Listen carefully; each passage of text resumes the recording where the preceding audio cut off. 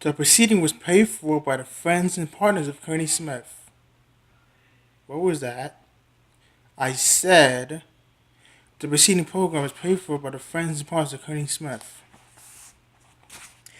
If you compare even the mighty Instapundit, the Uber blog with USA Today, the newspaper has a decided advantage. But think about the facts behind the paper's daily circulation of 2,136,000, or the Wall Street Journal circulation of 1.8 million, or the New York Times circulation of 1.113 million. Every visitor to Professor Glenn Reynolds' site, the Independent, is a distinguished professor of law at the University of Tennessee, reads at least a little of Glenn's work. Every single visitor is first influenced by Glenn. Contrast the impact between visitor and content with what happens when an average reader picks up any newspaper. He absorbs bits and pieces, with even the most read features reaching only partial percentages of the entire circulation universe.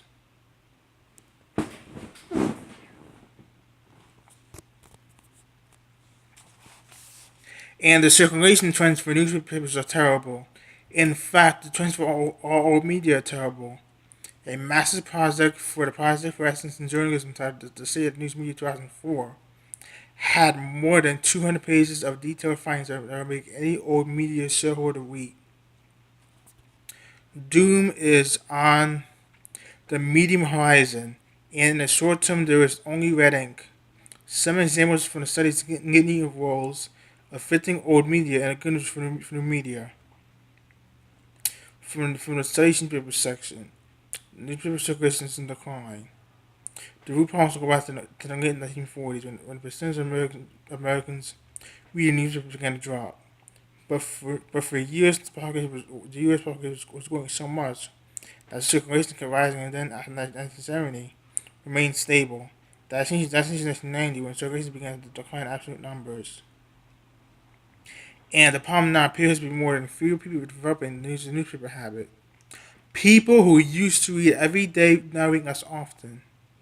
Some people who used to read newspapers still saw altogether. Very interesting. Today, just more than half of Americans, 54, read a newspaper during the week. Some more 62% on Sundays, and the numbers continue to drop. Overall, 755 million newspapers sold each day, 59 million on Sunday. At the same time, the number of newspapers in the country has been on a steady decline for even longer, dropping nearly 1% a year for now 2 decades to 2004, which 57 in 2002. And an exception to the 20-year slide in circulation has been national papers. USA Today has gone from a dead start to a circulation of 2.1 million daily. There is no exact measure of its impact on other dailies, but it clearly surprised local papers convention goers and other travelers in represents competition to the other two nationally circulated dailies, the New York Times and the Wall Street Journal. Only 40% of the USA Today's circulation comes from home delivery. The Wall Street Journal holds its own level over the 2 million mark, with the edition in the most recent ABC order of 300,000 pages subscribers to its online edition. 3/4 of its circulation is attributed to home delivery. And subscription rates and subscription sales spread across the country.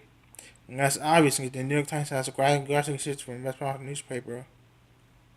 New York paper, with some national circulation having nearly half its circulation outside the New York City area.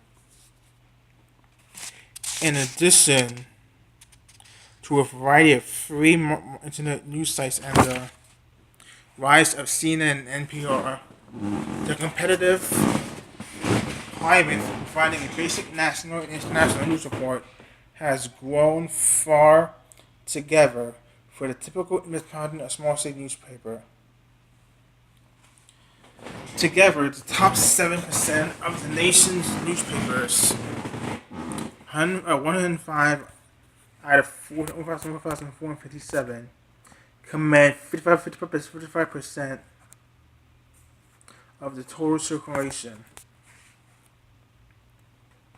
From the study's Big Three News Magazine section, the readership data out of news magazines are not extensive, but combining what we know about the age, sex, and income of the readers, one can draw very rough sketches of the audiences here. Among the Big Three news magazines, readership tends to be male. Time and Newsweek each have about 2 million more male readers than female. And U.S. News has 3 million more men referring to its pages.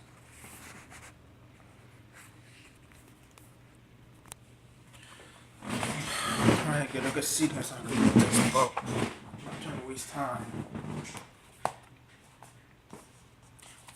Time. The oldest magazine of the three has the youngest readership with an average age of 443.1. Newsweek is a bit older with an average age of 44.4. And U.S. News is the highest with an average reader age of 45. Newsweek's readers are slightly more affluent than Times. Average annual incomes of $66,939 and $697 respectively.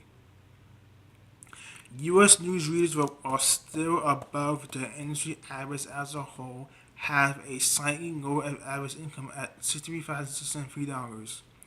This finding is surprising because it is generally true that all readers have higher incomes. U.S. News seems to be an exception in this regard. Up to 2001, U.S. News actually had a higher average reader income, but in the past few years, its figures have been surpassed by both Time and Newsweek. And Time circulation has fallen by 13% from 1988 to 2002. U.S. News has lost as well, also 13% from 1980 to 2003.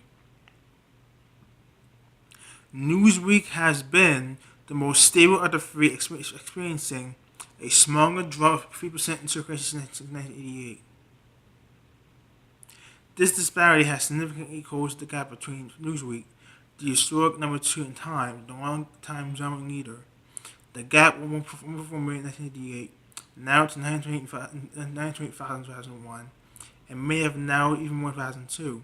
Yet financially, this does not help Newsweek or hurt Time as much as it once might have. From the Studies Network Television section, a detailed look at the content of network news reveals that the evening newscasts are still network television's front page, and by traditional standards, still home to its most serious journalism. Nearly 30 million people are still watching nightly news, and the podcast remains profitable. But the trend line is ominous.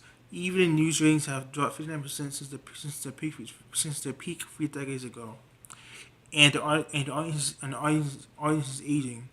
Nearly 60 years on average, while the average age of Americans is 35. The economics of evening newscasts is headed in a total direction. From the Studies Cable Television section, many ideas about cable audience may also defy conventional wisdom. Contrary to press reports, the cable audience appears to have flattened since 2002. It is not growing. The medium kept none of the reviews that it gained due to tragedy in Iraq, and now that Fox and NBC are current more systems, the continued growth may be hard to come by. As of early 2004, over 2.2 million viewers typically watch the free cable news networks every day at prime time, about the same numbers in early 2002. For while the leader is in ratings, also may not dominate as much as people imagine. Of the 3 channels, Fox is still gaining ratings, while CNN and MSNBC are losing. At any given moment, Fox's audience is 60% higher than CNN's. Still, polling data continues to suggest that more people cite CNN as a news source overall. The problem with the numbers for CNN is that people are not watching at the same time. And in 2003, the median monthly viewership of Fox News was 795,000 daytime viewers and 1.4 million primetime, 60% more, respectively, than CNN. In December 2003, Fox News averaged 1.4 million viewers in primetime and 96,000 in daytime, both roughly 6%, since more than CNN. In conventional ratings terms, Fox News is wrong ahead. The Racine program is paid for by Francis Mars, Currently Smith. Thanks and goodbye.